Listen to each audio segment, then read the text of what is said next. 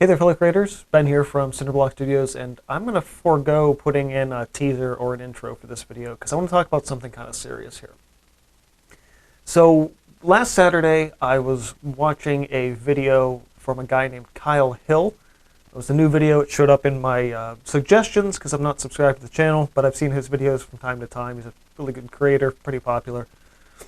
And that video was called Autism is My Superpower. And it was a very surprising video, but also one that I actually in some ways found kind of relatable.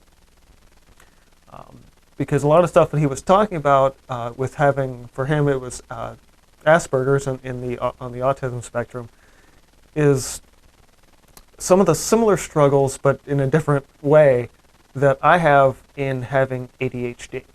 Now, I, for a long time, like him, have been wanting to make a video about this.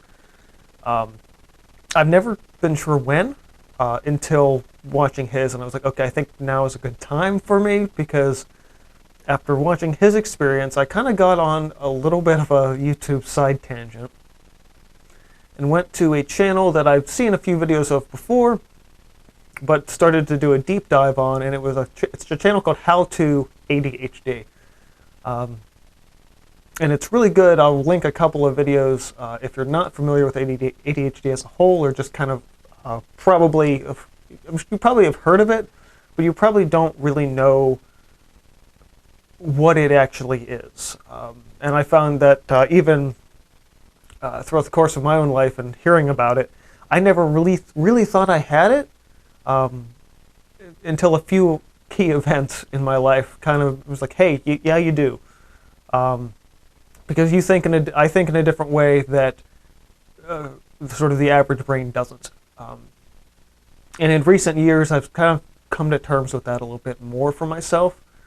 And in doing so, I've made bigger strides in what I'm able to do in my life because I'm not more or less in denial about it.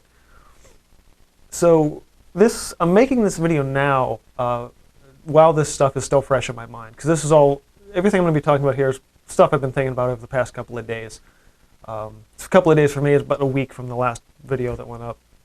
But I want to talk about this while this is fresh on my mind, and because for me, I will forget. I will forget to do this, among other things in my life that I forget almost constantly. That's all part of what this comes with. So I want to talk about my experience about having ADHD, what it means for me artistically and personally, and maybe give you guys some encouragement if you have it or think somebody has it that you know, or maybe someone you work with, whoever in your life that might have ADHD you suspect or has been diagnosed. So most people that get diagnosed with ADHD these days are people in their early teens. That was not the case for me. So I'm kind of an outlier in that respect. I was not, I call it semi-diagnosed, until I was about 17. When I was 17, I was applying to college seminary to study to be a Catholic priest. Something I've touched on the channel here and there, don't talk about it at any length because it was a long time ago. But one of the things that they do these days when they're admitting somebody to whatever program you're applying to, but specifically any Catholic program, is that they give you a psychological evaluation. And so in that, there was a psychologist, a whole battery of tests, everything from measuring rough IQ, general personality traits, the whole workload.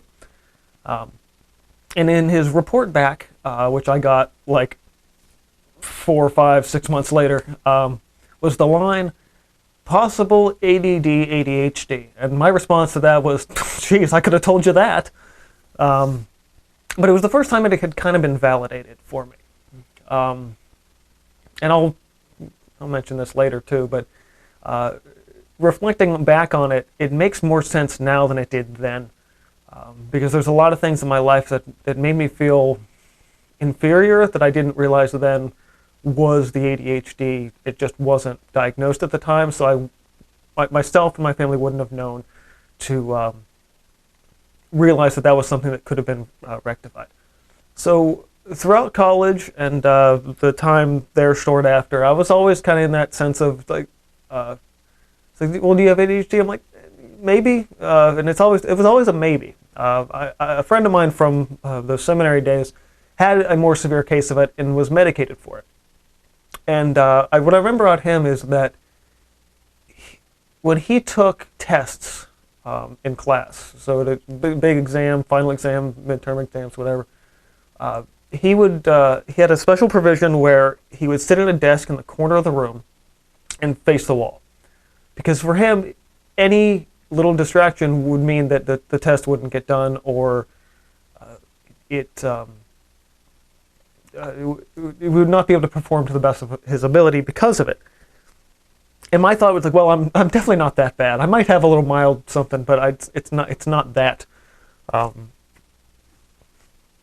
So I was always kind of just like, I was on the fence. Like, do you have, like, maybe I sort of do, sort of don't. I don't really know. I mean, again, was diagnosed by a trained psychologist, so but at the same time, because it was just said possibly, I kind of thought it was possibly yes, possibly no. And I was never really sure until I met somebody who really thought like I did. So around 2014, I think it was, I met a guy that is now one of my best friends, a guy named Mike. And Mike is so much like me that it's ridiculous, at least in terms of how he thinks. And what I found out is he grew up like the next school over, so he's really close.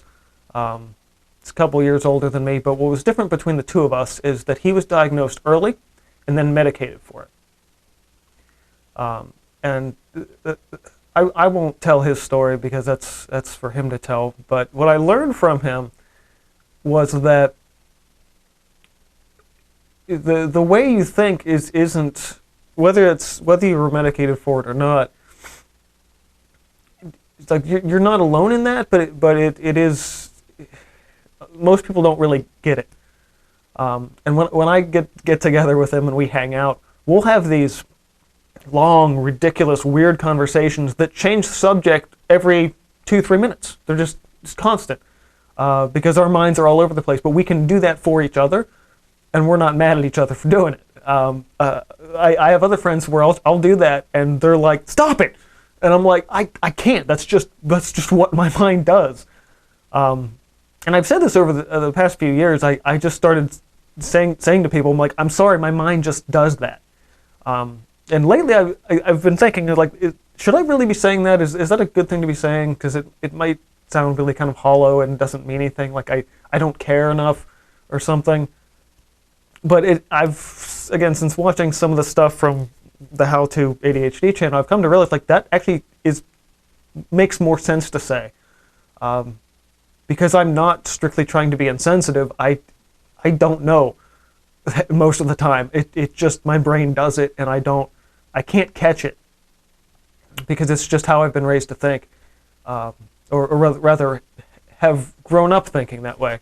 And because I wasn't really diagnosed or ever really treated for it, I've developed a mindset that I actively don't know when I'm doing things wrong, because at least in terms of friendships and relationships and things, because nobody has ever told me otherwise. So part of my reflection on this in the past few days is, and you know, watching this other channel and everything, I'm going to link a couple of her videos in the description box, because if you don't really understand the ADHD mind, it's hard to get it. If you don't think that way, it's really hard to get it. At least from what I've apparently seen and been told and come to understand now. When you have ADHD, your mind is working constantly. A lot of times you think, oh, you just have ADD. Actually, they changed at some point by the time I was diagnosed to now. They stopped saying ADD and just blanketed it all as ADHD, and there's just different forms of ADHD. Again, it's in the other video. I'm not going to explain all of that. She does it way better than I could. But I do want to talk about my experience on that a little bit. From the second I wake up in the morning, my mind's just going. It's thinking about stuff constantly, and I can't shut it off. So like the H is like attention deficit hyperactivity disorder.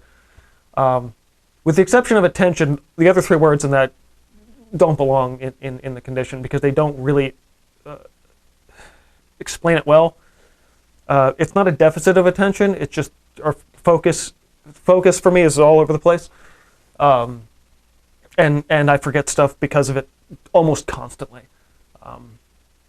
And it's like really important, like basic stuff I forget, and really important stuff I forget. I haven't been to the doctor for like a physical like 10 years because I'm constantly forgetting about it. And when I remember, I can't do anything about it because I'm not somewhere that I can do it. So yeah, it's stuff like that, but it's in every aspect of life.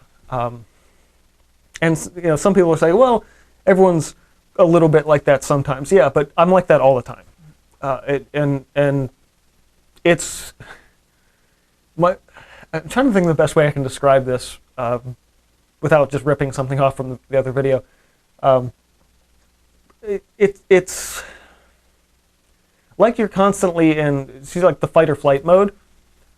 It's like that, but constantly, for every minor thing you do throughout the course of the day. And when I'm out at work, I'm generally a more quiet person, but I tell people, I'm quiet because if you get me going, I won't stop talking, because I know me. And so I stay quiet and I stay focused on my tasks because I have to. Because if I start bouncing around between stuff, nothing will get done. It's also why, if you've been watching this channel for a while, you'll know I put up apology videos from time to time, like, hey, sorry I got behind this week. Chances are I'm not getting behind, I'm losing track of time and forgetting to have made a video, or like, I tell myself I should make a video, it's really important, but it doesn't get done because my ability to focus on those things that are important don't happen. So it makes it harder to do stuff like that. So really anything creative. It's also why when I'm working in the studio on one painting, I usually have at least 12 other paintings on the floor that are all in various stages of production. I used to think that was just an artistic thing. Now I'm starting to realize, oh no, that's actually the ADHD. So yeah, that's sort of how my days are approached. And actually what's interesting is why I love painting so much is because it's the one thing I can do besides sleeping that actually shuts my brain off a little bit and allows me to focus on one thing. One thing that anyone who has ADHD will talk about is something you may have heard before if you have watched any videos or read anything about it, is the not strictly not being able to focus ever, but the hyperfocus ability, what some people call the ADHD superpower. It's because when I focus on something, and really focus on something, I can't stop. And not that I won't stop, but I can't stop. When I did my 208 little compositions, it's like an 18 by 24 thing of tiny little thumbnails, and I uploaded that to the second channel. I did that entire thing on an impulse over the course of 7.5 hours straight. The only thing I stopped for was bathroom and like to get a drink of water, like once or twice throughout the course of that. You literally could not pull me away when I was doing that. And it doesn't happen all the time, and I have absolutely no control over when it happens. Actually, this is one thing I will pull from that video, and I think it's one of the better examples for it. They say, the example was that an average person's brain, forgetting already, an average person's brain is on a dial from 1 to 10, and they have absolute complete control over when to turn the dial from 1 to 10 to how much focus they need. Someone with ADHD, that brain has two settings on the 1 to 10 scale, and it's random and 15. And rather than one dial, there's a dial for every task in our lives. And so at this point, if you might be thinking, this sounds crippling. It's not, it's just different. The one thing that I sort of subscribe to mentally in terms of my beliefs throughout the course of this is some people definitely do need to be medicated for their ADHD. I still consider my case kind of mild. And because I've grown up regulating it myself and into my adulthood regulated it myself in the sense of I know what gets me off track. So I try to do a preemptive strike on that to keep myself from doing that. I have a lot of great friends that are good at keeping me on track or getting me back on track in a conversation. One thing that is really a struggle for me is when I'm in a conversation with anybody and I get interrupted, two things can happen. Actually three things. One, I will force that person not to interrupt me and so I can get my thought out of my head. Because I know if I don't get that thought out of my head, I'm going to forget it within probably like 10 seconds. Sometimes it happens as I'm speaking. Actually, that happens a lot. Or as I'm speaking a sentence, I've already forgotten the point I'm trying to make, and I just stop, and I have no idea where I was going with it. But when somebody else interrupts me, I can either, so two options. One, go all the way through and not let them talk. Actually, no, 2, 3, I don't know. This is how this works. When they're talking, I can completely listen to them, everything they have to say. But by the time they're done talking and say, what did you want to say? I have already forgotten what I was going to say. The other option is I can sort of listen to what they're saying. But mostly most of my focus is on me trying to remember what I want to say. So I'll remember what I want to say, but I didn't really listen to what they had to say. So that happens in almost every conversation I have with anybody. So that's fun. But the other part of my experience of this is I don't want to get medicated for this. So some people definitely do. It is way more severe than I have it. And part of my reflection on this was I think I would have done better in school had this been addressed earlier. Because I was not a good student in any sense of my academics. Whatever class I took, like in college, it was like 4 courses, so it was like an A, a B, and 2 C's, because something always suffered, because I didn't have the attention to focus on all of those things, all of those classes at once. One of them was always more important than the other 2 or 3. I think if I ever had to go back to school, because I don't want to, I think I might have to get put on medication to do so, because I wouldn't be able to. I never considered myself a book learner because I don't have that. That's like, for me to sit in a lecture hall for an hour is torture, because I'm like, I got to get up and do stuff and move around while all this other stuff's going on. So it's really hard for me to think that way. But at the same time, I'm happy with who I am and where I am and how I can process information the way that I can. Like I can process a lot of information all at once, if that's the mindset I'm in. But if that's not the mindset I'm in, a ton of information could come at me at once, and I'm not gonna retain any of it. So it's all over the place, and it all just depends on what mindset you're in. And from what I understand, the average brain, you have control over that. I don't have control over that. I have no control over what I'm focusing on. It's very just focus on impulses, and that's it. It's like, what do I want to do right now? That's what I'm doing right now. If it's not happening right now, I'm not doing it. So why am I sharing this today? One, it's on my mind, and before I forget to talk about it, it's a good thing. But because I've been reflecting on this, I think it's important to throw this out there. They say people with ADHD are often very creative people. So I know I'm probably not the only one out there who's watching art videos or making art videos that has ADHD, whether it's diagnosed or not. And again, please watch the How to ADHD channel videos on this.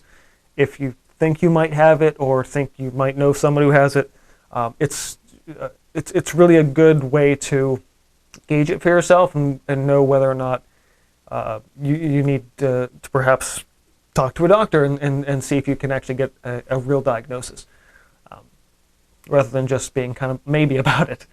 But I also want to mention, because for the longest time, and even to this day, everyone in my life has either told me that I'm an idiot, I'm lazy, or I'm not trying hard enough. And none of that is true. And I want to really express that to you guys. If you're somebody like me who can't really focus on one thing for too long, unless it's the thing you're really interested in which case then pulling you away is like pulling teeth. Like really, if I have to stop in the middle of doing something, I get really angry, because it's like, no, dude, you can't take this away from me. This is what I'm focused on. No, you have to do this. No, I can't focus on that. I'm focused on this. But if that sounds like you, just remember that you're not stupid because of it.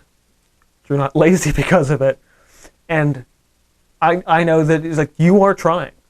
You're trying. You might be trying harder than the people that don't have to think that way.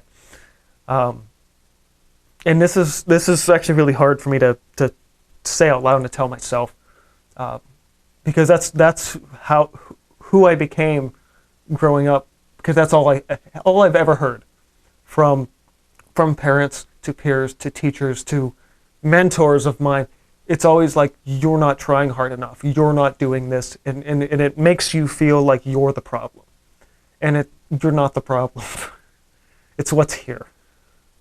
And you have no control over what's here. It's just there. That's what you're born with.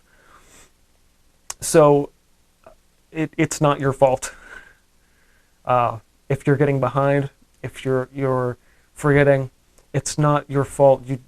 It's not because you're at fault.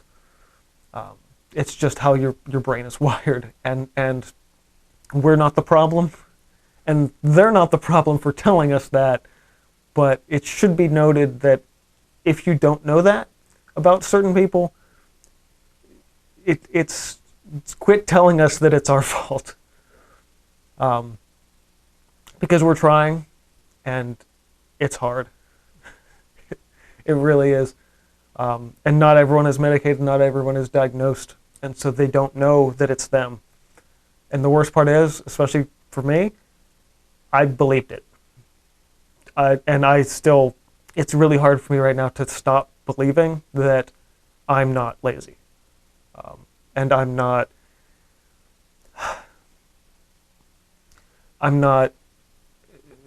it's not that I'm not trying. Because even people in my family are like, well, you need to do this. I'm like, I know I need to do this. Quit telling me I need to do this. I know. But it's not where my focus is right that second. And God, this is really hard to talk about, because it's all I've ever been told. And up until 3 days ago, I really thought that I was alone in that, and seeing comments on these videos and seeing that I'm one of thousands, if not millions of people that feel the exact same way, because all they've ever told is that you're not good enough, you're not doing a good enough job managing this, it's your fault. It's not your fault. It's not your fault, man. It's not your fault. Okay, I'm already distracted. There we go. Great emotional moment. Out the window. So, I want to talk about this week. And I'm not making this video to beg for your sympathy. I don't want it. I'm making this for anyone out there watching who is like me, who maybe feels overwhelmed by their life, and their inability to focus on one thing, or focus for the right amount of time on one thing, or overly focusing on other things. You're not alone. For a long time I just called myself the lazy artist, and now it's like, no, I'm not the lazy artist. I'm the ADHD artist. One of many, I'm sure. So I don't want to become the poster child for this on YouTube, but I wanted to talk about it because this has been my experience with it. And in recent years, because I've become more conscious of it, it was about 2 years ago when I started really thinking about this more often, and I'm like, okay, look, I've got this. what can I do in my life to make it better for myself, to say, okay, I'm going to forget. So what do? I carry a sketchbook now. Not just to draw in, but I write stuff in it. The back of my sketchbook is almost always filled with notes to myself about stuff. There's stuff on the back of the pages besides just the dates and the numbers. I'll go through and notes, and here's what I have to do this weekend. So here's a big list of this stuff because I was thinking about it all week. Here's all the stuff I was thinking about all week. I got to get this stuff done this weekend. Write it down. I also carry a pocketbook in my back pocket at work, along with my sketchbook. Those are work notes to myself. I've got sticky notes in the studio. I've got a whole wall of stuff to remind myself of projects and ideas. Last week I talked about keeping sketchbooks. For that reason, I'm gonna forget. I don't know what I did 6 months ago in terms of sketches. I have to go back and look. There's sticky notes on my fridge. There's sticky notes all over my desks and everything. Reminders to myself, and then I'll lose the reminders. It's needing the constant reminders to do some very basic life stuff is like one part of a stepping stone of a much bigger picture. So if you're struggling with stuff, I again, highly recommend checking out the How To ADHD channel. It's honestly helping me out a lot and helping me recognize things in my own life and my own self that I haven't thought about before and didn't think were problems because I didn't know that they were problems. And the other one is to really look at your life and say, okay, what can I do to get myself ahead? If I know I'm going to forget or I know I'm going to get distracted, set yourself up for to make those better decisions. So before, catch it. Like, I mean, I'm 31 now, and I'm better at catching it now than I was when I was 21, because I didn't know how to catch it back then. But now I do. I can catch it before it happens. And if it is more severe for you, please see a psychologist or get a referral for a psychologist from your family doctor. Get diagnosed if you really think you have it, because honestly, accepting that for yourself can really change your life, and it has for me in many ways. So that's what I want to talk about this week. I just kind of ran long, but this was on my mind, and I knew I had to talk about this before I forgot. So, yeah, I'm still always trying to make art videos and inspire you guys, and I hope this video kind of helped do that, but in a very different way. Also, I know my 10,000 subscriber mark's coming up, and I wanted to get this out of the way before then, because when I hit that, I'm actually going to tell my artistic story, and about how I got to where I am artistically in my career and in my journey sort of through life that way. So that story will be coming up, and I wanted to talk about this first. So yeah, I'm just going to go ahead and leave it at that. If you want to see some art stuff, me painting things like the big thing behind me, subscribe here to the channel. If you're here because for whatever reason you're going down the ADHD YouTube rabbit hole, another video to check out it's a TEDx talk called ADHD is a difference in cognition, I think, or something like that. It's a really good talk. It's a look at the condition not as a disability or as a dysfunction, but as just a different way of thinking. And when you can embrace that, you can do amazing things. And that's kind of what I was touching on here today a little bit. So yeah, subscribe for more. Hit the like button if my story has been at all interesting or helpful to you. Thanks for watching. Keep on creating in whatever way you do. And this has been Cinder Block Studios. I will see you guys next time. It's itchy as hell. Bugging me all day. It's probably a loose nose hair in there. It's driving me fucking nuts.